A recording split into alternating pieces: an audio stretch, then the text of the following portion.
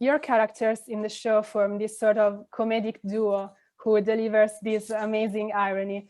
Was there the same complicity on set? How did you two get along? It was like a miracle. Well, at some point, I think. Oh, sorry. No, I was gonna say it was a miracle. Kind of like this. Yeah, yeah, exactly. How we were cast together and how the connection and the chemistry was truly immediate. It was such a blessing.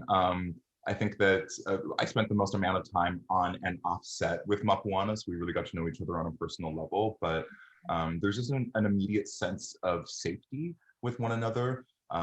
We knew that we had freedom to try things with the characters and see what stuck and see what failed.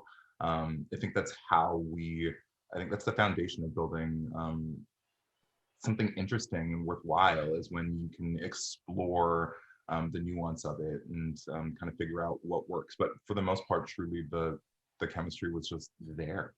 I agree. Yeah, it's very fun initially, so much chemistry, but also just what I found with Jeffrey's friendship that was really deepening for me as a person and learning about friendship is that he was so open to discussions about things that, like, you know, things that I was uncomfortable with, or things that like maybe I didn't know exactly how to say correctly, or things like that. And Jeffrey has such a way of navigating those things, being approachable and educational at the same time. And also our rehearsal process was so nice because, you know, being able to go over to his house and run lines with him and talk about our characters and sort of figure these things out together. I hope you can sort of see that unity on camera because of the work that we did off camera. And were you already familiar with the original show Doggy Howser? Had you seen it?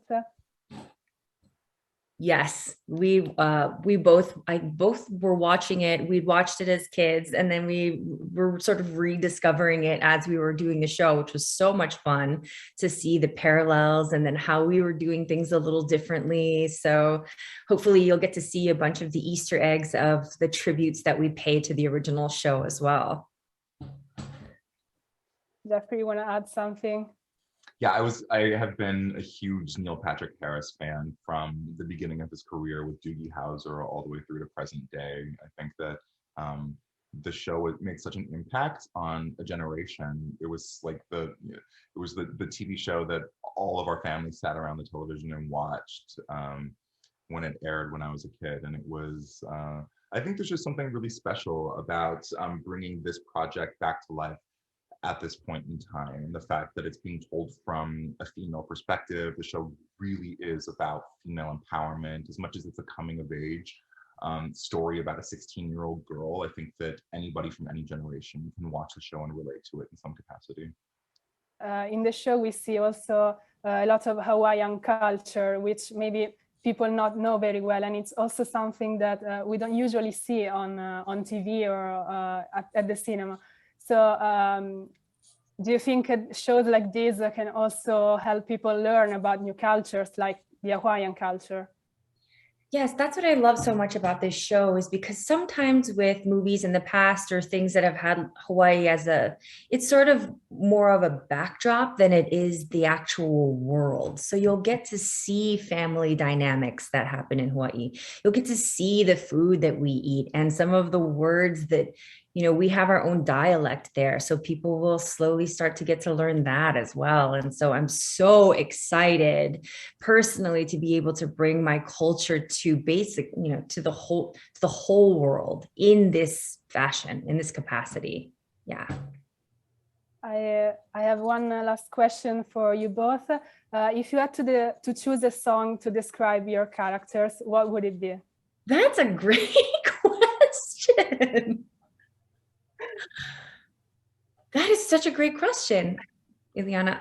Let me see. So one of my favorite songs that I would hear time and time again in Hawaii, and it's kind of like a Hawaiian staple. I can't remember the artist, Mapu, you'll have to tell me, but it's the ukulele cover of "Somewhere Over the Rainbow." And I think it's so Charles, because he's just so optimistic and such a dreamer, and always like looking for the positive and the light and the rainbow and everything around him.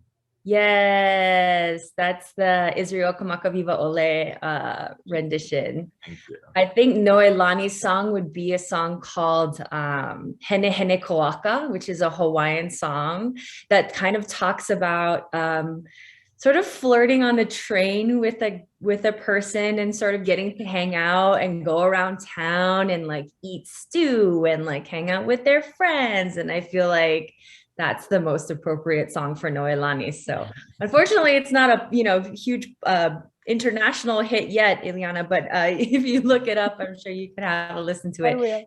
You'll catch the vibe. Yeah. I will definitely will.